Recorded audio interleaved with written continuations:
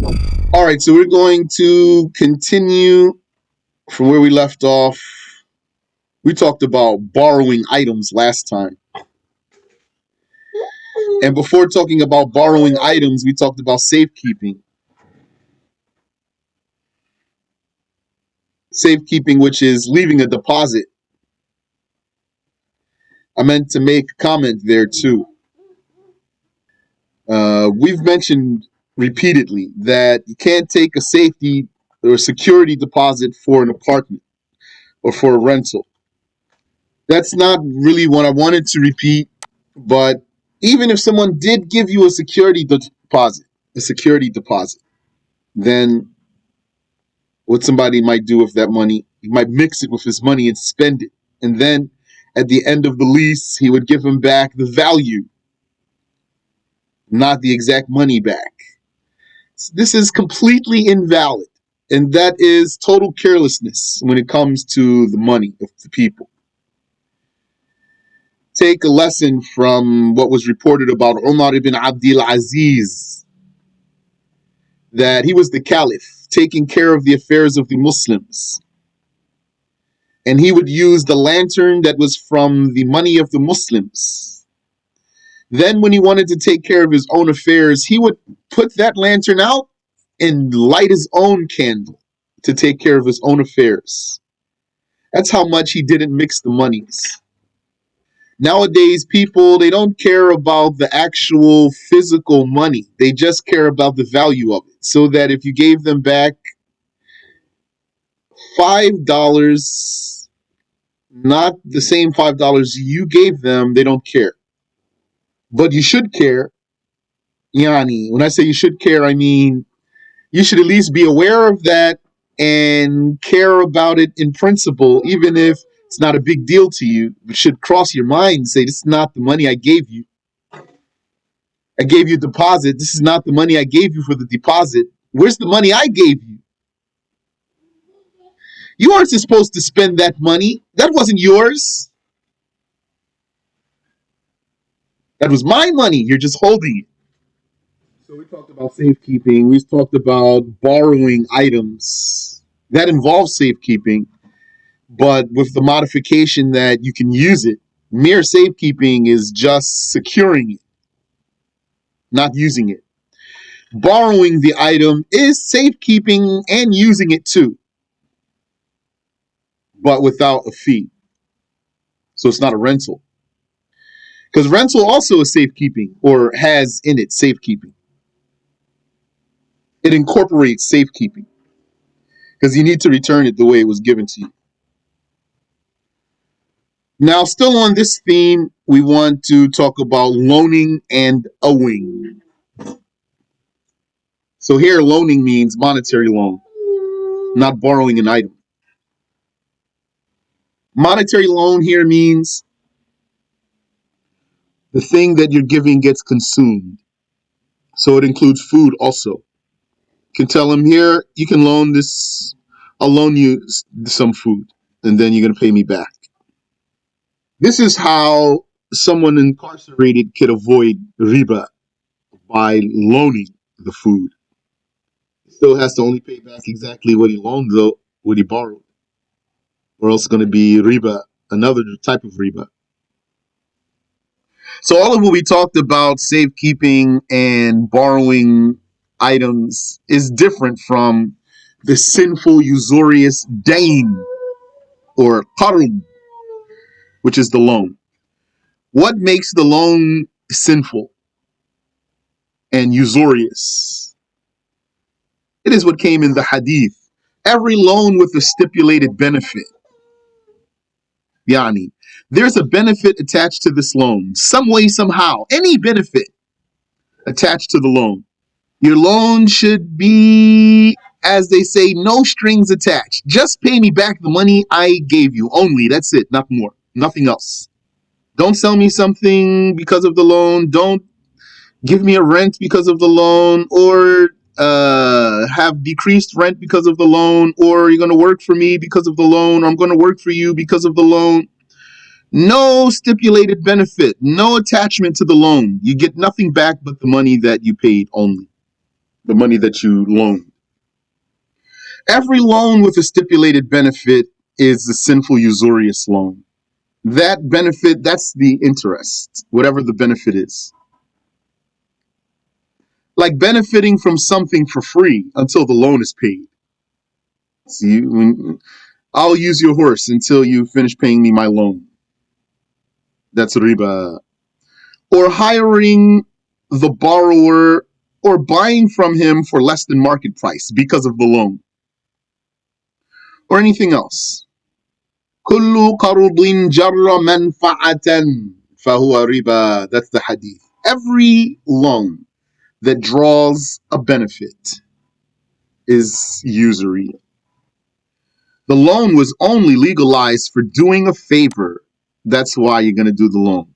To do someone a favor, to help someone out, not for profit. Not even for the borrower. Not even the borrower is allowed to profit from the loan. That is the most infamous usury. That is the most infamous usury. Like a group's giving the proceeds of monthly contributions to the contributors. Every contributor only contributed with hopes of getting a turn to take the proceeds. Meaning, you have a community. Every week or every month or something, they contribute to an account. And then they do a drawing or something, some way, somehow they determine who's going to get the proceeds this month. So then he gets one big lump sum. This one is under this type because it essentially boils down to he gave the money, wanting it back with an addition. So it was riba. All right. The stocks, well, that's risky business in the first place. And it's not permissible to engage in risky deals unless the religion made it permissible. Unless the religion made it permissible. How's a risky deal? It's basically as a gamble. Or, you can follow up with me if you want to. Because to be very honest with you, what I know about business dealings is from learning religion, not from studying from kuffar side, economy and business and stuff like that. So I welcome for you to just follow up with me because there might be things I'm missing since I don't know all the ways they talk. So what I'm saying to you here, that it's a risky deal in the first place. It's a gamble. Yani, if we want to look at the scenario, and then you can correct me if you need to or make any comment you want. The scenario is a person has money and he pays his money, his real money, for something that's not really real. It's not actually real. And then, but somehow this virtual, let's call it virtual money if you want. This virtual money is like Bitcoin. It's like Bitcoin attached to a company, though. Not Bitcoin detached from any company. So this virtual money, when one wants to cash it in, then he'll attempt to cash it in, sell it, cash it in. And then he might get more than what he paid, or he might get less than what he paid. So that's why it's a gamble. Or maybe he'll just get back what he paid, maybe. He could lose everything, or he become very rich. So it's a gamble. So it's not permissible. So if I missed something there, go ahead and comment if you want.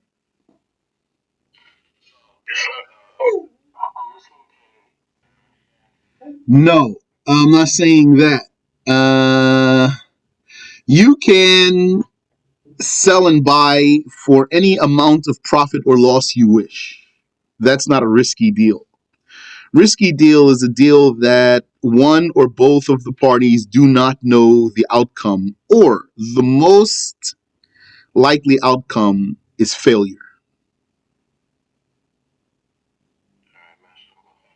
You're welcome.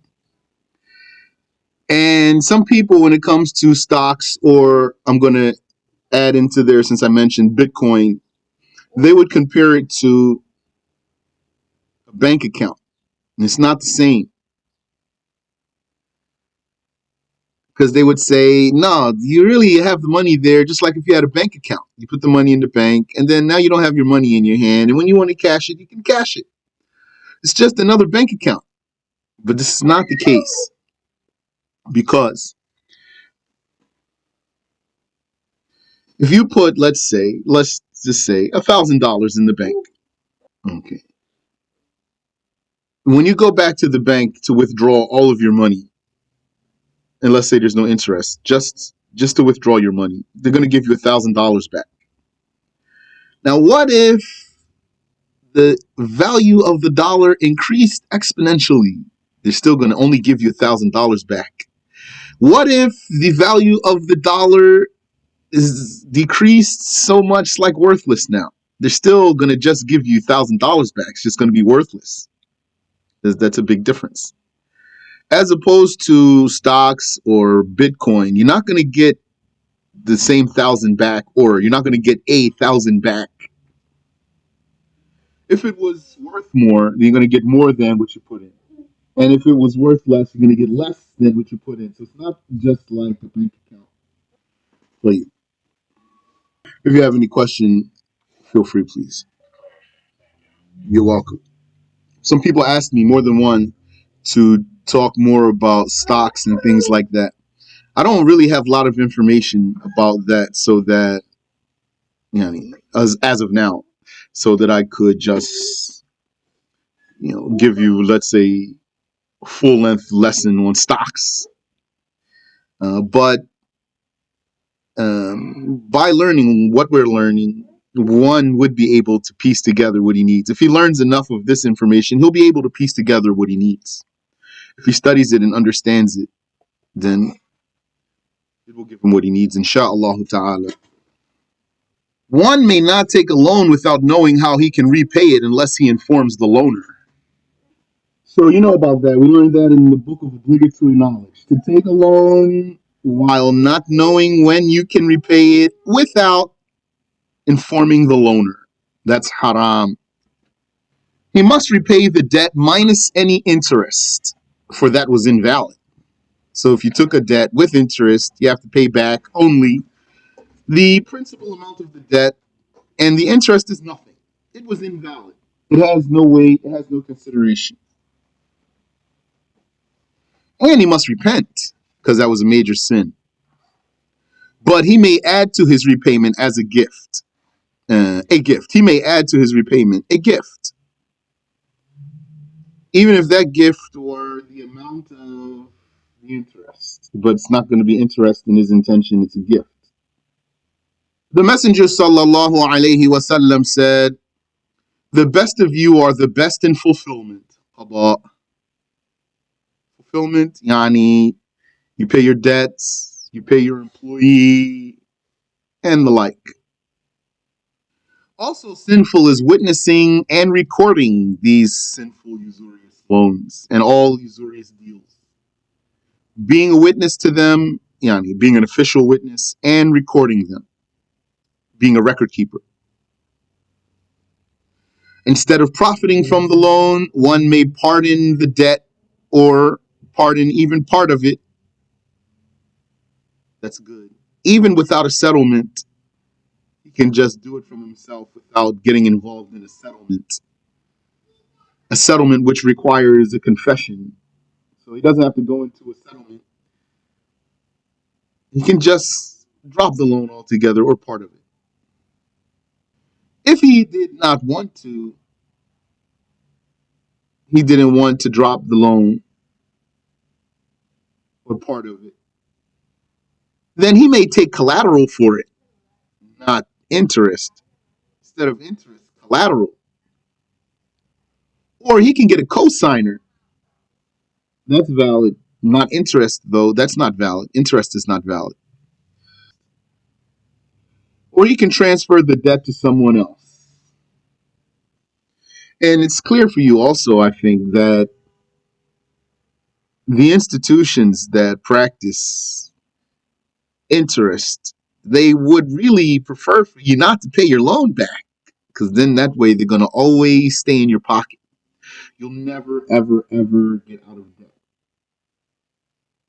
People, they went to college, university decades ago, still paying, because even if you pay something, it's still going to keep increasing. This is horrible, horrible, very evil practice. Or what do they do? If you go into default, if you're late, they're going to say to you, okay, now you got to pay everything now, all of it. Hell, you weren't able to pay it in the first place. How are you going to pay it all now? So, means then they don't really want you to pay it. They want you to be able to not pay it so that they can always take from you. So let's take a look at these three: collateral, co signing, and debt transfer.